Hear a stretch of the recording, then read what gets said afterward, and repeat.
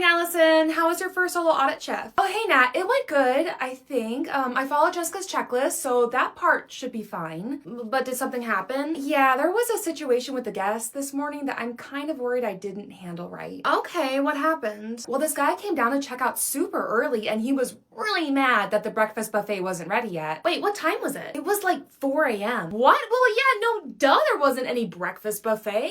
Right? And I tried to explain to him that breakfast doesn't start till 6:30, but he just kept getting angrier and angrier, and I offered to go find him a muffin or some fruit or something. Well, that was really nice of you. The second he got an attitude with me, I would have told him, too bad, so sad, go take a hike. Well, I thought something would be better than nothing, but he just wasn't having it, and he ended up storming out. Okay, well, I don't think you handled the situation wrong in any way. Well, that's not the part I'm worried about. What happened? Well, apparently there was a skunk right outside the doors, and he scared it with all of his yelling, so it sprayed him. What happened after he got sprayed? Well, our doors were still locked because it was so early in the morning, and I didn't let him back inside. Really? Well, I was really upset with how he'd spoken to me, and he'd already checked out, so technically he wasn't a guest anymore, so he wasn't allowed back inside.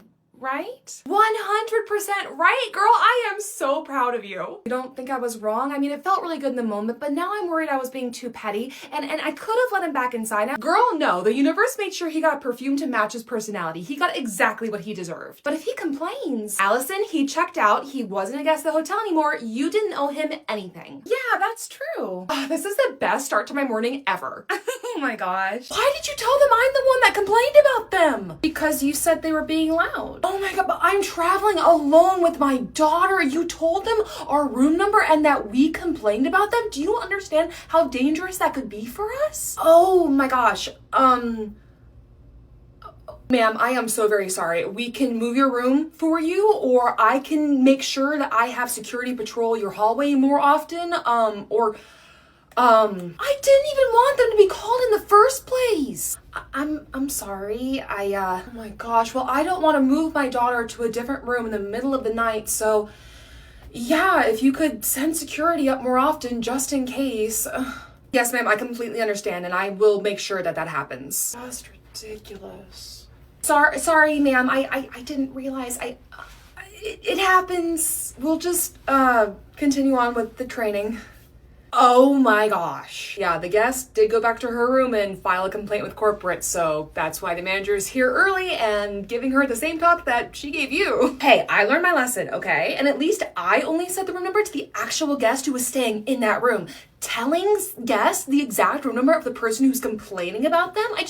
What was she thinking? She just wasn't. I mean, she's so nice, but yeah, no, she is literally the sweetest, but the elevator does not go all the way up to the top with that one. I mean, yeah.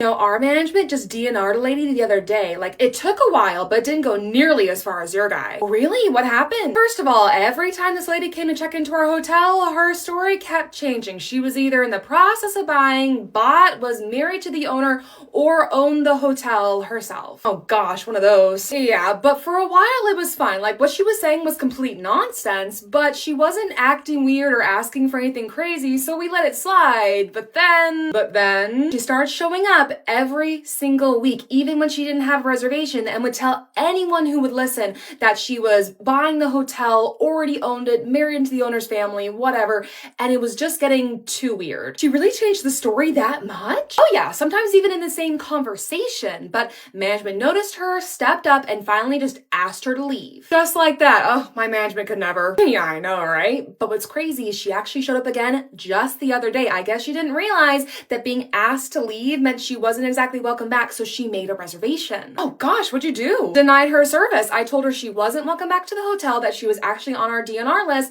and she literally called the police. Well, let me guess, because you can't deny service to the buyer slash owner slash wife of whoever, am I right? Yeah, the cops showed up, management confirmed she was just some rando, and the cops told her to please just move along and stop bothering our hotel. Jeez, and that happened a couple days ago? Yup. Dang, it's a good week to DNR people, huh? Yeah, for real. Hi, thanks for calling the Marriott. How can I help you? Nat, it finally happened. Liz, Oh my gosh, it's been forever since our last gossip sesh. What's up? We finally blacklisted the most annoying guest on the planet. What did he do? What hasn't he done? Whenever he calls to make a reservation, he just barks the date he wants, the price he wants, and the room he wants, and expects you just to recognize his number and his voice.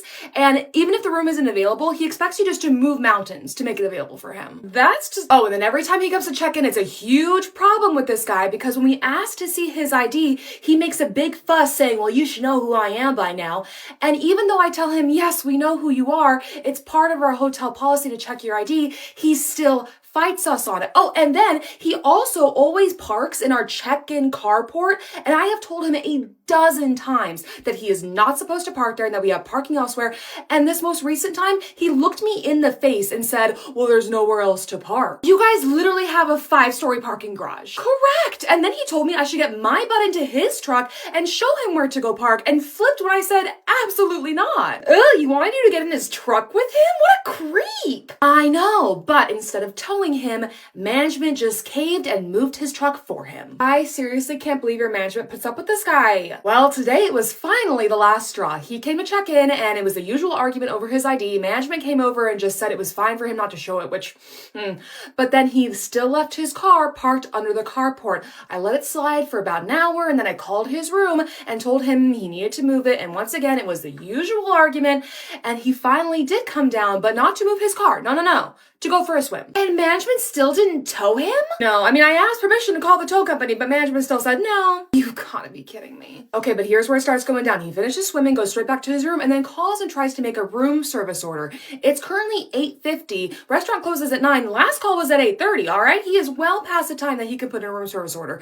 But obviously, instead of just accepting this, he starts screaming. Of course. I hang up on him after about 5 minutes, and then he comes down to the lobby, screams at us some more, and then runs out to his car and speeds out of our parking lot. But the best part, he ran right over one of the curbs that surrounds one of our trees and right over a sharp rock, puncturing his tire. What? No way. Yup, and I saw it all right through the lobby window. His tire went completely flat. That's great. That's just what he deserves. For sure. But get this. He, of course, turns right around, storms back in the lobby, and blames us, saying that we had intentionally vandalized his car. And that's when management finally had enough, right? No way. Management pulled right up next to him, changed out his tire with a spare, and comped him a night. That is just absolute bullshit. But he kept demanding more compensation, said it was going to cost $600 to replace the tire, and that they should comp him 4 more nights, and yada, yada, yada. And that is finally when management said enough is enough. About time! Of course, he only got angrier when he was told that he wasn't getting any more compensation, and in fact, wasn't going to be welcomed back to our hotel ever again, and it escalated to the point where the police had to be called and he tried to physically fight them. He tried to fight the police? Yup, so the police detained him, drove him away, and I hope I never have to lay eyes on him ever again. Man, I just wish your management had grown a backbone sooner and avoided this whole mess. Oh, you and me both, girl. What is going on with this reservation? What's up? This reservation for Miss Cat, she checked in yesterday and the notes on her reservation say that her company is supposed to be paying for it, but the card on file is declining. But she was checked in? How is that possible? Let me look at the charge log. Okay, so whoever checked her in put the credit card on file, but never actually authorized it for payment. And they didn't get a personal card for incidentals either. Oh, I bet it was that new hire. She's been making a ton of mistakes. Yeah, but we've all been there, so I'll send her an email about her mistake, but first I'm gonna deactivate Miss Cat's keys. All right, well, this is gonna be fun. Hi, excuse me. The keys to my room aren't working anymore. I'm in room 498. Yes, Miss Cat. So unfortunately, the credit card that you gave us has been declining and we're gonna need to be able to guarantee payment before I can remake your keys. Oh, well, that's all on my employer. I have a credit card number here, see? Okay. Well, 2 things. This is the same card that we already have on file that's declining, and also our agent should have never accepted this in the first place. This is just a credit card number written on a piece of paper, and we need a valid credit card authorization form with the picture of the card in order to be able to place it on file. Okay, but that's all supposed to be handled by my company, so can I just let you handle that and get the keys to my room fixed? Ma'am, I'm afraid that we need to secure a form of payment for the room. If you don't have a valid credit card authorization form, then I could put your personal card on file and you could either swap it out with the company card before you leave, or you could ask your company for reimbursement, but we need to be able to secure payment for the room now. Oh my gosh, I drove 9 hours here yesterday. I worked all day today. You guys are supposed to verify the card. I'm not supposed to deal with this. This isn't my fault. It's not my fault the card doesn't work. And now you want to take my money? Miss Cat, I understand your frustration and I am sorry, but unfortunately, this is what happens when proper procedure isn't followed. This should have been all handled when you checked in yesterday. Exactly! Meaning that you should have been asked to provide a valid credit card authorization form, and failing to do so would have been asked to provide alternate payment until you could give us a proper credit card authorization form with a working credit card. If I call my boss, can you talk to him? I'm just so tired. Sure, not a problem. I can explain everything and we can work on a solution together. Okay, thank you. I'll give him a call. Okay.